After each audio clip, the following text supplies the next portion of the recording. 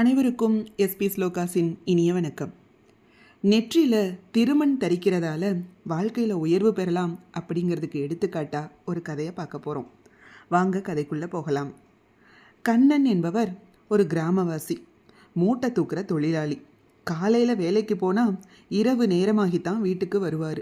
வேலை இருந்தால் தான் கூலி கிடைக்கும், அதுவும் மிகவும் குறைவாதான். கண்ணனோட மனைவி ராதை நரசிம்மரோட பக்தை. அவள் தினமும் நரசிம்மர் கோயிலுக்கு போய் வழிபட்டுட்டு தான் வருவா. நெற்றியில் எப்பொழுதுமே திருமண் இட்டுக்கொள்வா. திருமண் அப்படிங்கிறது நாமம், விபூதி அல்லது குங்குமம் இவற்றையெல்லாம் குறிக்குது.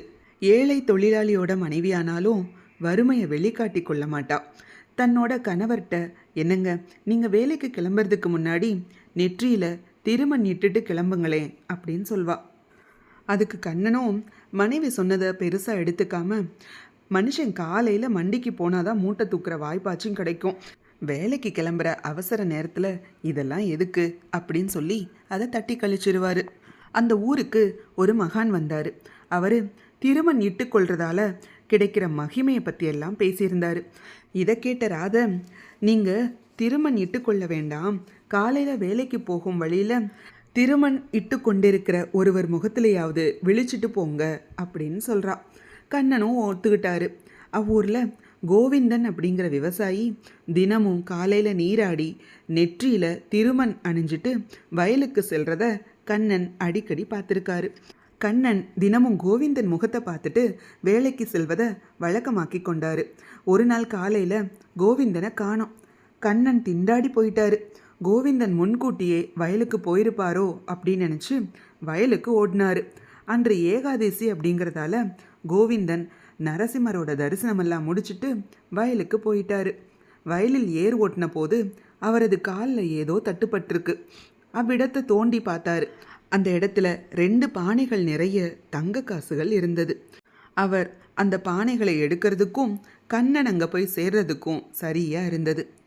தாம் புதையல் எடுத்ததை கண்ணன் கவனிச்சு விட்டதை பார்த்த கோவிந்தன் கண்ணன் கிட்ட ஒரு பானையை கொடுத்து சம அளவில் இருவரும் வச்சுக்கலாம் அப்படின்னு சொல்கிறாரு.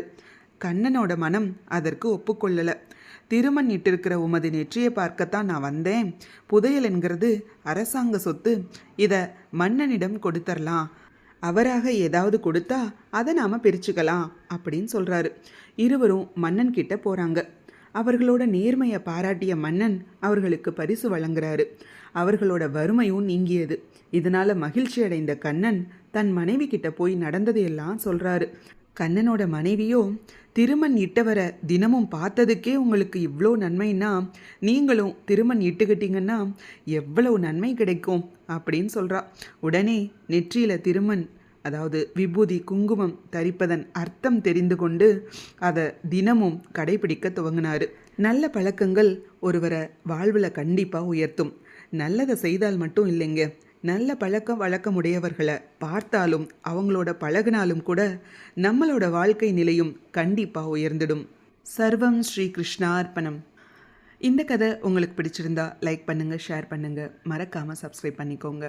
இது போன்ற ஆன்மீக பதிவுகளுக்கு நம்ம சேனலோட எப்பயுமே இணைஞ்சிருங்க. நல்லதே நடக்கட்டும், நன்மையே பிறக்கட்டும். நன்றி, வணக்கம்.